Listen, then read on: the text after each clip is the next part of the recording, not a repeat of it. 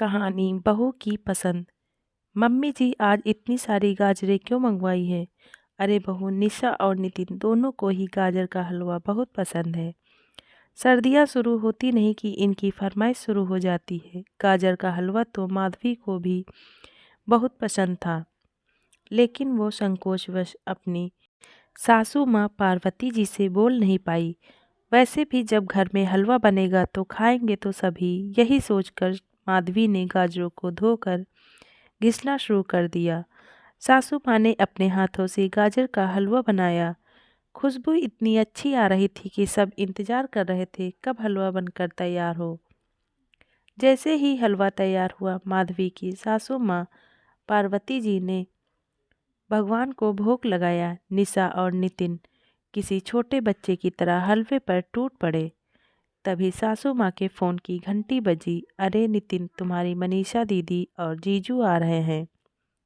सासू माँ ने चहकते हुए बड़ी बेटी के आने का समाचार सुनाया। चलो अच्छा है, अच्छे मौके पर आ रहे हैं। दामाद जी को भी गाजर का हलवा बहुत पसंद है। पार्वती जी ने खुश होते हुए कहा। सभी आ गए और टेबल पर खाना लग गया।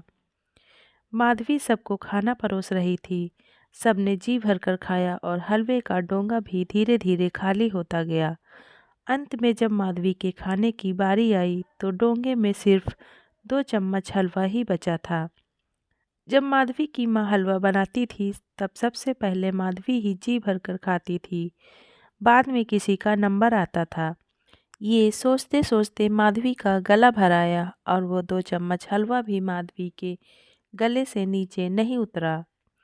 वो बिना खाए ही डाइनिंग टेबल से उठ गई। अगले महीने जब माधवी अपने मायके गई तो माँ ने माधवी की भाभी से कहा, बहू आज सौरभ से कह देना आते समय बाजार से गाजर ले आए।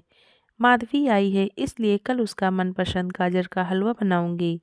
अगले दिन माँ ने बड़े चाव से माधवी के लिए हलवा बनाया। माँ ने सबसे पहले कटोरी भरकर माधवी की ओर बढ़ाया तो माधवी बोली, नहीं माँ, पहले हलवा भाभी को दो। माँ अवाक सी माधवी का मुंह देखने लगी।